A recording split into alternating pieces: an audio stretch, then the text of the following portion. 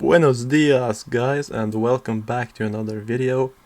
As you know, one of the biggest ongoing issues is the redistricting, and I have decided to look into it because I do find this very interesting.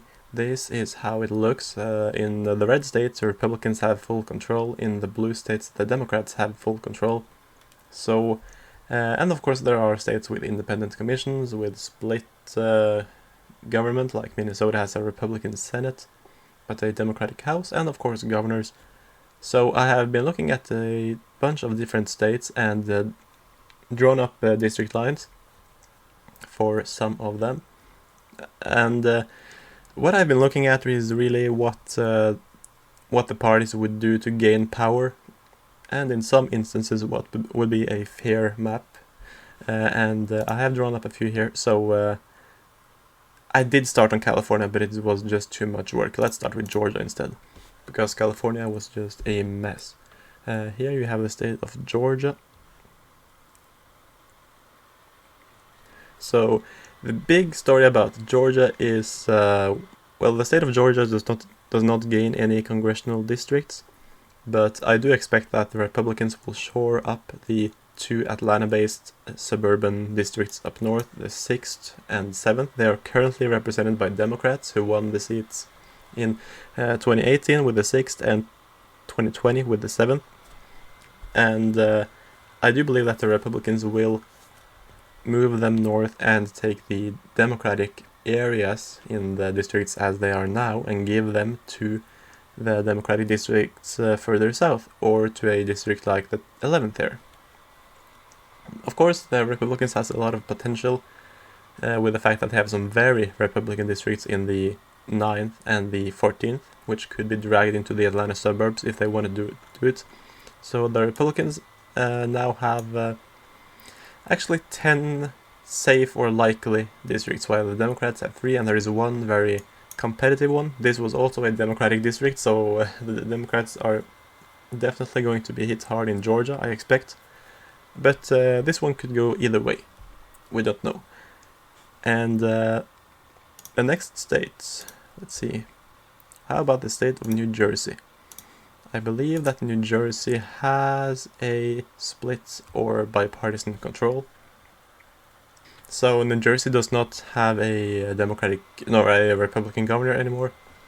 But looking at this map, Christopher Smith will keep his district, and the Kim's district would be shored up and made much more democratic and not competitive. And I believe that Thomas Kean, with his power in the state legislature, would try to draw Tom Malinowski's district into something where he could win. And also Jeff Van Drew will keep his district about the same. And in addition, there is 2 districts up here. They are both held by Democrats. One will be slightly more competitive than the other, but otherwise the Democrats keep the vast majority of the New Jersey House districts. I believe that they have 7 safe districts in New Jersey, while the Republicans have, they currently hold 2, but only one is really safe. They will have to flip this one, and then we would see. But New Jersey, the Democrats cannot gerrymander as they would like, so they do have to give in to some demands, and New Jersey is going to probably give the Republicans a few more districts, as 2022 will probably be a wave election year. Now, the next state, let's go to the state of Pennsylvania, always an exciting example. Now, Pennsylvania was one I struggled with because the precincts in Philly, in the center of Philly, is just a mess. It's a complete mess. But I believe, okay, it's split or bipartisan control, because the Democrats have the governor, while Republicans have the state house and state senate. So Democrats, first of all, they have 5 very safe seats at the moment. They have 2 in the center of Philly, 2 in the Philly suburbs, and 1 in Pittsburgh. So I do expect that the Republicans will draw out Matt Cartwright and Susan Wild's seats and make them Republican. Right now they are very much so. And This is Brian Fitzpatrick's district. As you know, he is a moderate Republican. He won there big, even though Trump lost the district twice. So he is someone who can win anyway. Chrissy Houlihan will have much more trouble because her district I have made more Republican. I expect that they will make it more Republican. And otherwise, there is a very competitive district up here that will probably go to the Democrats. So the Democrats would have 6 or 7 districts in the state of Pennsylvania. Republicans, let's see, 5, 6, 7, 8, 9. Either 9 or 10, I expect. Yeah, that's about right.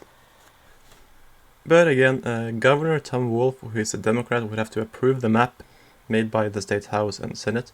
So I don't know what they would propose. Here you have actually 3 quite competitive districts, 1 leaning red, 2 leaning blue. So I don't think it is a very unfair map. It does favor Republicans, but again, Republicans being scattered more should be favored in naturally drawn maps, even though this is a very ugly map, I have to admit that. So let's go on to the next state. State of Virginia. Now the state of Virginia has seen a few changes. I believe that it is Rob Whitman's seat who has sort of been dragged out to what is Elaine Luria's district. They have been sort of merged. Even though this is the second, I believe that Rob Whitman would run for election here, or he would be challenged by someone like Scott Taylor. The 7th district, currently held by Democrat Abigail Spanberger, is the most competitive and really only competitive at the moment in this state. And otherwise, Republicans have 5. Democrats actually have 5 too. They have 3 in the suburbs of DC. The 10th has been made more Republican, been removed a little bit, taken out to the countryside. And the map is not perfect because the 4th district has a bit too much population. And it is down here. So I could micromanage a bit, but it's basically 5 versus 5 with 1 competitive. And looking at it, I don't think that's the sort of map you would get. It's independent redistricting, but Republicans do not represent 50% of Virginians anymore. So this district would probably be Democratic instead of being competitive. And it was Republican leaning, so. Going to the state of Michigan. Michigan. Here you have a loss of a district, just like in Pennsylvania. However, in this map that I got, I did not really have that already done for, so I did get a map where I really had to draw 14 districts, so I just removed 1 manually, and that's the 6th that is currently gone. I mean, it should be the 14th when that was removed, but everything can't be perfect. So the 3rd district, which is this one, held currently by Mr. Yeah, anyway. So the 2 districts that are held by Democrats that was Republican before 2018, Haley Stevens and Alyssa Slotkin, they are a bit more Republican now, but that is because Republicans lost the district, and this Republican district is very competitive. It's a pure toss-up, and since Republicans lost one and have a toss-up, then Democrats should be okay with having lost these 2. And the Democrats also have 4 very strong districts in the Detroit area, as well as this one. So it is going to be drawn by Republicans, but it has to be approved by a Democratic governor, or is it? No, it's independent. It is independent redistricting, so we will be very excited to see how it turns out. But with a total of 14 districts, Republicans would have a slight advantage, but it really comes down to this 3rd district, how it turns out, what sort of candidates win, and where it ends. Now the next one is the state of Illinois. I did not want to go deep into the center of Chicago with all the precincts and streets there because it's such a mess. But in short, here you have 2 very Republican districts, and to be honest, only 4 districts that are reliably Republican.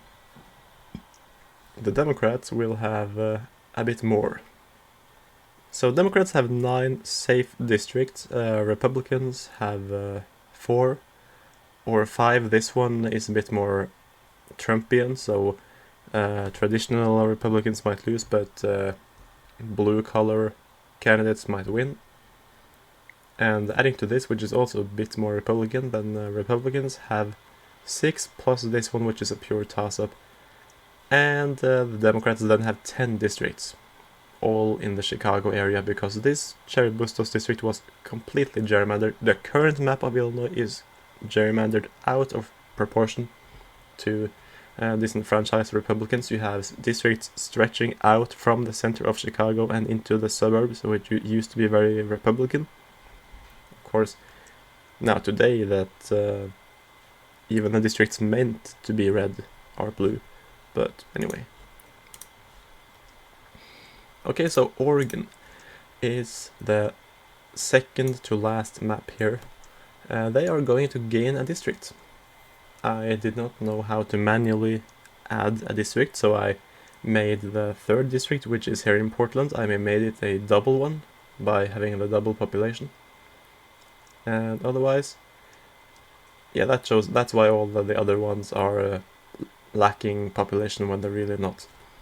So this is the district that Alex Scarlatos would gain, the fourth district. And because Oregon, I believe, has an okay, it's democratic control. It is democratic controlled. But what can they really do? They should shore up the districts they have and create a new one that would go naturally to Alex Scarlatos, or they could take a chance and maybe gerrymander, and Republicans might have a chance at 2 seats. Well, probably not, but they could. But Alex Scarlatos, who is a true Chad, a true champion, he is very positive about this redistricting, giving him a good chance to run. And the last state is the state of Tennessee. There are, of course, many other states that I could cover, like Florida, Ohio, Kentucky. But in the state of Tennessee, what I've really done is I expect that the Republicans will take away one Democratic district, and that is the one held by, I believe, Jim Cooper. Well, this one is basically the same. Here you crack the city of Memphis. Or is it Nashville? I'm not sure. Anyway, you crack it into different heavily Republican districts, and this one, which is the 5th, which is the actual urban Democratic district there, it is basically eliminated and made a conservative district. I believe it's 15 points Republican, but this state is full of dark red Republican districts, so there is no reason for why they would not do that, and they can expect to lose districts in a state like New York, or even Illinois, or even Nevada. So this is definitely something I can imagine Republicans do. Anyway, thank you so much for watching, and I hope you enjoyed.